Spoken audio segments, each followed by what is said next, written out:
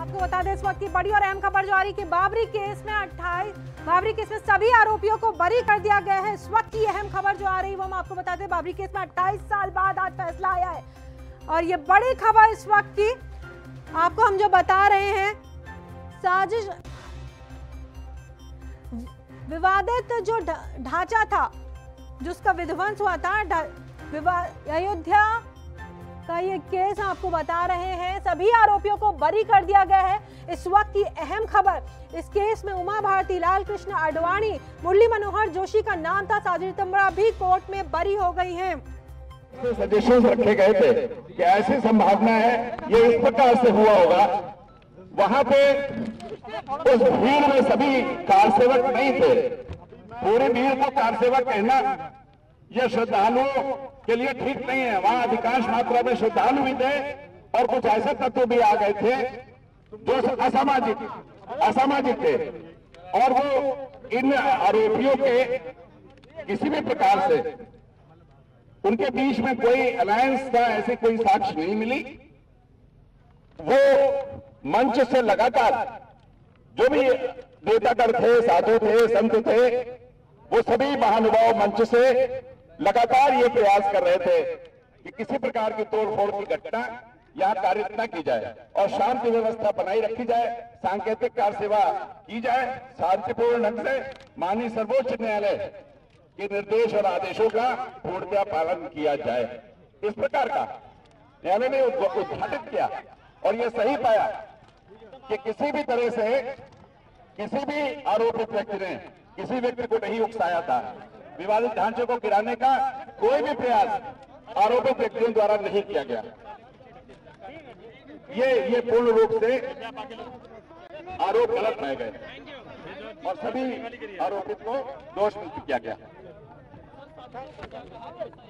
साजिश के विषय में यह स्पष्ट कर दिया है न्यायालय ने कि रामलला की मूर्तियां वही रखी हुई थी तीसरे गुंबद के नीचे गर्भगृह में और यदि कोई इस प्रकार का षड्यंत्र आरोपित व्यक्तियों द्वारा लगाया गया होता तो निश्चित रूप से रामलला की उन मूर्तियों को पूर्व में ही हटा लिया गया होता और वो मूर्तियां अचानक, ये सीबीआई का साक्षी कहता है, वो जो पुजारी हैं वो स्वयं कहते हैं कि हमने अचानक जब तीसरा गुंबद गिरने लगा तो रामलला की उन मूर्तियों को बचा लिया। ये क्या इंगित करता है? ये इंगित करता है कि पहले से कोई योजना नहीं थी और जो लोग तीसरे गुंबद को गिरा रहे थे वो दो कारणों से गिरा सकते हैं, या तो उनको रामलला पे कोई आस्था नहीं थी और या उनको अनुमान नहीं था कि ये तीसरे गुंबद के नीचे, गर्भगृह के नीचे रामलला की मूर्तियां विराजमान। ये कौन हो सकता है? ये कौन तत्व हो सकते हैं? न्यायालय ने यह भी उद्घाटित किया कि एलआईयू की रिपोर्ट पूर्व से थी कि 1 दिसंबर से ही वहां पे कुछ उपद्रव होने की, अशांति पैदा करने की संभावनाएं, उनसे इनकार नहीं किया जा सकता। एलआईयू की रिपोर्ट, आईजी ए के सरन का स्टेटमेंट वो ये बताता है कि आईबी और ये एलआईयू इस प्रकार की रिपोर्ट थी, कोई भी अराजक तत्व वहां पे कार सेवकों के भेष में कोई भी घटना कारित कर सकता है। तो ये साबित नहीं हो सका कि जो कुछ मुट्ठीबंद लोग ढांचे को ध्वंस करने के लिए आगे आए उनका किसी प्रकार से संगठन, विश्व हिंदू परिषद या किसी नेता से या किसी आरोपी से, किसी साधु संत से किसी प्रकार का कोई संबंध पूर्व से था। इस प्रकार का कोई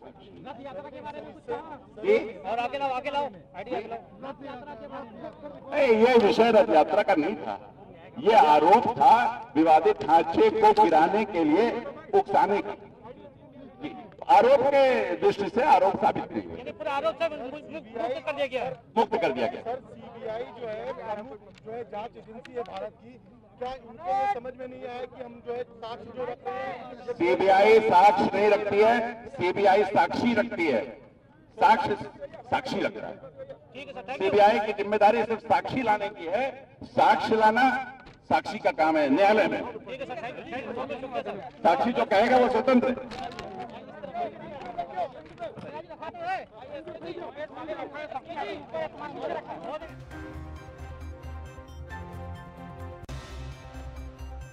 अहम खबर खबर जो आ रही है कि बाबरी केस में 28 साल बाद आज फैसला है और बेहद अहम है। लाल कृष्ण आडवाणी, उमा भारती, मुरली मनोहर जोशी समेत 32 आरोपियों को कोर्ट ने बरी कर दिया। इस वक्त का अहम फैसला हम आपको बता रहे हैं, जो कोर्ट आए कुछ देर पहले जज साहब कोर्ट में पहुंचे और उसके बाद उन्होंने फैसला पढ़ना शुरू किया और अब जाकर के जो फैसला सामने आया है वो ये कि सभी के सभी 32 आरोपियों को कोर्ट ने बरी कर दिया।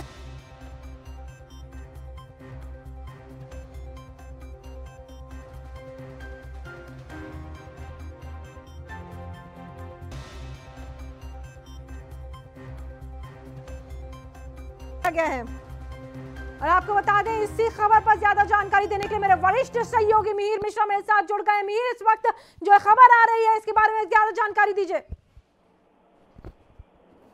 स्वाति, बाबरी केस को लेकर के 28 साल से इस फैसले का इंतजार था। 28 साल पहले इस विशेष अदालत जब गठित की गई थी और आज खास बात यह है कि इसमें किसी एक नाटकीय वर्डिक्ट का एंटीसिपेशन नहीं था, क्योंकि बाबरी का जो डिस्प्यूट था वो अपने आप में सॉर्ट आउट हो गया। तो पूरे मामले की केमिस्ट्री को समझना जरूरी है। वो मामले की केमिस्ट्री ये है कि इसका जो लैंड से जुड़ा डिस्प्यूट था पहले ही सॉल्व हो गया था, पर ये जो विवादित ढांचा था जिसको बाबरी ढांचा हम बोलते हैं, उसके ध्वंस की ये बात थी। तो जब एक बार जब लैंड का डिस्प्यूट सेटल हो गया तो बाकी ध्वंस को गिराने में साजिश किसकी थी, नहीं थी, क्या थी, उसमें फिर बहुत कुछ एक नाटकीय वर्डिक्ट का एंटीसिपेशन किसी को नहीं था कि बहुत कुछ उसमें चौंकाने वाला फैसला आएगा और क्या आएगा। हालांकि कोर्ट का जब फैसला आया तो दूध का दूध पानी का पानी हुआ। इसमें कई सारी इंटरेस्टिंग चीजें जुड़ी हुई हैं और स्वाति वो भी समझने की जरूरत है कि जो जज जिन्हें फैसला सुनाना था वो आज ही फैसला सुनाते ही रिटायर हो गए, उनको आज ही उनका रिटायरमेंट का डे था। तो ये बड़ा अनप्रेसिडेंटेड बहुत सारी चीजें हैं। जितने 32 के 32 जो भी इसमें अक्यूज थे, आरोपी थे, वो सब कोई बरी हो गए। क्योंकि अब कोर्ट का ये कहना है फैसले का, हालांकि ये फैसला काफी बड़ा है, उसको पढ़ करके बहुत सारे फाइनल पॉइंट्स अभी आएंगे, पर उसमें यह कि आरोप किसी पर साबित नहीं हुआ। आडवाणी हो, मुरली मनोहर जोशी हो, किसी पर आरोप साबित नहीं हुआ। और जज ने अपने वर्डिक्ट में साफ साफ कहा है कि बाबरी की जो घटना, ध्वंस की ये घटना हुई तो अचानक हुई थी, तस्वीरों से हम किसी को गुनहगार नहीं ठहरा सकते। तो अब इसमें जो लीगल इम्प्लीकेशन है वो क्या इशारा करते हैं, क्या इस वर्डिक्ट को क्या आगे की ओर चैलेंज किया जाएगा, क्या कुछ और भी इसमें इसकी कोई लॉजिकल कंक्लूजन इसमें निकल पाएगा, कभी निकल पाएगा? क्योंकि जिस वक्त ये घटना हुई थी, जब ये ढांचा ढहाया गया था, तो हो सकता है वो जनसैलाब, एक ज्वार उमड़ा और सब कुछ ये चीजें हो गई। कोर्ट ने भी इसी बात को माना कि अचानक का मामला था। अब इसमें खास बात क्या है कि इसमें जो भी बड़े अक्यूज थे, जिनके जो बड़े नाम हैं और जो छोटे नाम, ये जो कोई भी सो कॉल्ड, वो सब के सब बरी कर दिए गए हैं। लाल कृष्ण आडवाणी भी, मुरली मनोहर जोशी भी, उमा भारती भी, जितने 32 हैं, कुल 48 लोगों पर इसमें आरोप लगे थे। और खास बात यह है स्वाति, इनमें से 16 अब इस दुनिया में नहीं है, उनकी मौत हो चुकी थी। तो बाकी बचे लोग सब के सब इसमें बरी हो गए, क्योंकि जो फैसला है उसमें यह कहा गया कि घटना अचानक हुई थी, स्पॉन्टेनियस थी ये घटना, इसके लिए कोई प्री प्लान नहीं था, इसके लिए कोई योजना तैयार नहीं की गई थी। अब दूसरा, कोर्ट ने उन किसी विजुअल्स को, फुटेज को, किसी चीज को इसमें एविडेंस माना ही नहीं। कोर्ट का साफ साफ कहना है कि हम किसी को गुनहगार नहीं ठहरा सकते।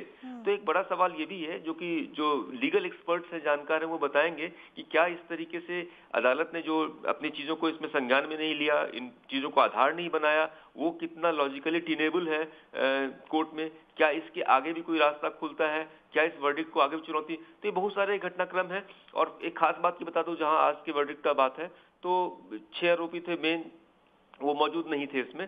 लाल कृष्ण आडवाणी नहीं थे, मुरली मनोहर जोशी नहीं थे, उमा भारती नहीं थी, शिवसेना के पूर्व सांसद थे सतीश प्रधान, वो भी नहीं थे, महंत तृप्ति गोपाल दासपुर के कल्याण सिंह वीडियो कॉन्फ्रेंसिंग जरिए कोर्टरूम से जुड़े थे। इसके अलावा बाकी जितने 26 आरोपी थे वो मौजूद थे। और जब ये फैसला आया तो लगातार था कि हाँ 12 से लेकर के 2 के बीच में फैसला आएगा, और हम लोग ANB न्यूज पर लगातार दर्शकों को इस फैसले के बारे में एक एक अपडेट दे रहे, जानकारी दे रहे थे। तो ये एक तरीके से कह सकते हैं कि अब हाल के सालों में हम जिस तरीके से वर्डिक्ट देखने का एक पब्लिक का माइंडसेट होता है, तो उस माइंडसेट के हिसाब से कई बार होता है कि हम लोग ओवर बोर्ड हो जाते हैं, चीजों को ज्यादा कंक्लूड करने लगते हैं, ओवर कंक्लूड करने लगते हैं। और कोर्ट के मामलों में ऐसा नहीं होता है। कोर्ट के मामलों में अल्टीमेटली वही बात होती है जो कोर्ट का फाइनल वर्डिक्ट होता है। और फाइनल वर्डिक्ट यही है कि बाबरी वाली जो ध्वंस की घटना हुई थी, वो घटना अचानक हुई थी, इसमें तस्वीरों से आप किसी को गुनहगार नहीं ठहरा सकते, ऐसा कोर्ट का मानना है, और इसमें कोई भी आरोपी नहीं है। जी, सभी जानकारियों के लिए मिहिर आपका बहुत बहुत धन्यवाद। मैनेजिंग एडिटर हमारे मिहिर मिश्रा हमारे साथ जुड़े हुए थे ज्यादा जानकारी देते हुए। और इस वक्त की अहम खबर आपको बता दें, बाबरी केस में आज फैसला सुनाया गया है और सभी 32 आरोपियों को कोर्ट ने बरी कर दिया है। ज्यादा जानकारी देने के लिए संजीव सिंह अयोध्या से मेरे सहयोगी मेरे साथ जुड़ गए हैं। संजीव, क्या कुछ जानकारी मिल रही है, क्या माहौल है वहां पर, आप बताइए, क्या देख पा रहे हैं आप वहां पर? जी बिल्कुल स्वाति, आपको बताते किस तरफ से 28 साल के बाद अहम फैसला आया है। आज जो सीबीआई की विशेष अदालत के जो न्यायाधीश थे एसके यादव जी, उन्होंने साफ कह दिया है कि जो जितने भी आरोपी है 32 के 32 आरोपी को बरी कर दिया है। न्यायालय ने साफ माना है कि यह घटना जो है अचानक हुई थी, कोई जो पूरी सुनियोजित साजिश जो है वो नहीं की गई थी। लेकिन कहीं ना कहीं जिस तरह से तमाम कयास लगाए जा रहे थे कि क्या होगा आखिर ये फैसला, क्योंकि इतने लंबे वर्षों के बाद ये फैसला आया है और जो आरोपी हैं उन पर जो है भड़काऊ भाषा और धार्मिक आधार पर उस्काने और दंगे की धाराओं में ये सब मामले चल रहे थे। और आपको बता दें, जो अभियोजन पक्ष है उन्होंने करीब जो है 351 गवाहियां पेश की थी और जो चार्जशीट दाखिल की गई थी वो करीब 25,000 पन्नों के दस्तावेज शामिल किए गए थे। लेकिन जिस तरह से आज जो ये अहम फैसला आया है, जो न्यायाधीश है एसके यादव, इनका आज अंतिम दिन भी था क्योंकि सुप्रीम कोर्ट द्वारा इनके समय कार्यकाल को बढ़ा दिया गया था, क्योंकि ये फैसला सुनाना था। उसको लेकर के अगर बात की जाए, एसके यादव जो न्यायाधीश थे उनका ये अंतिम फैसला, और जिस तरह से जो भी 32 आरोपी हैं उनको जो है जायज तौर पे बरी कर दिया गया है। इस वक्त यादव ने सुनाया है, न्यायाधीश एसके यादव ने बड़ा फैसला सुनाया। क्या कुछ माहौल देख पा रहे हैं आप वहां पर आज अयोध्या में, किस तरीके का माहौल आप इस वक्त देख पा रहे हैं, क्या आपके आसपास किस तरीके का माहौल है? जी बिल्कुल, निश्चित तौर पे जैसे ये फैसला आया है, करीब 11:30 के बाद फैसला आया है, पूरे अयोध्या और राजधानी लखनऊ समेत तमाम जगहों पर जो एक उत्साह और एक खुशी की लहर जो है वो दौड़ पड़ी है। क्योंकि कहीं ना कहीं जिस तरह से कयास थे और जितने भी आरोपी जब सुबह कोर्ट पहुंचे थे, उनके चेहरे पे कहीं भी शिकंजी नहीं थी, लेकिन कहीं ना कहीं लोग इंतजार कर रहे थे कि आखिर फैसला क्या आएगा। उसको भी मानने के तैयार थे। जो भी आरोपी वहां पे कोर्ट में जो है उनको शामिल करने बुलाया गया था, उनको तलब किया गया था। और आपको बता दें कि करीब जो है 26 जो आरोपी वो मौजूद थे और 6 जो आरोपी है वो वीडियो कॉन्फ्रेंस के माध्यम से बोल रहे थे, क्योंकि कोर्ट जब बैठती है तो वो जितने भी आरोपी होते हैं उनको तलब किया जाता है, उनकी जो हाजिरी लगाई जाती है। लेकिन जिस तरह से आज ये फैसला आया है वो बड़ा ही अहम फैसला है। 28 सालों के बाद ये फैसला आया। और अगर बात की जाए अयोध्या में, तो अयोध्या में खुशी की लहर है, क्योंकि अभी जिस तरह से राम भूमि में जिस तरह से शिलान्यास भी हो गया और मंदिर के निर्माण के कार्य शुरू हो चुके हैं, उसको एक बार फिर अयोध्या के जो निवासी है, अयोध्या के लोग, वो काफी खुशी जाहिर कर रहे हैं। जी स्वाति जी, रामलला वहाँ विराजमान है मंदिर बनने की तैयारी में। जाहिर सी बात है अयोध्या वासी बेहद खुश होंगे। और वहीं सीएम योगी ने भी फैसले पर खुशी जताई है। संजीव जी बिल्कुल, निश्चित तौर पर जिस तरह से ये अहम फैसला आया है, जितने भी आरोपी थे 32 के 32 आरोपियों को जो है बरी कर दिया गया है। न्यायालय कोर्ट ने भी ये माना है कि यह घटना अचानक हुई है, कोई पूरे सुनियोजित साजिश के तहत नहीं हुई थी। इसलिए 28 साल के बाद ये फैसला आया, वो ऐतिहासिक फैसला हो गया है। और आज की बात करें पूरे उत्तर प्रदेश में बात जी संजीव, इस फैसले ठीक है संजीव, बहुत बहुत धन्यवाद। संजीव सिंह संवाददाता हमारे साथ जुड़े हुए थे ज्यादा जानकारी देते हुए अयोध्या से। और आज बेहद अहम दिन है, यानी कि अयोध्या रामलला को लेकर के जो विवाद चल रहा था, आपको बता दें नेताओं की भूमि के साक्ष्य कोर्ट में आरोप साबित नहीं कर पाई सीबीआई। ये बड़ी खबर और अहम फैसला आज सुनाया गया है एसके यादव।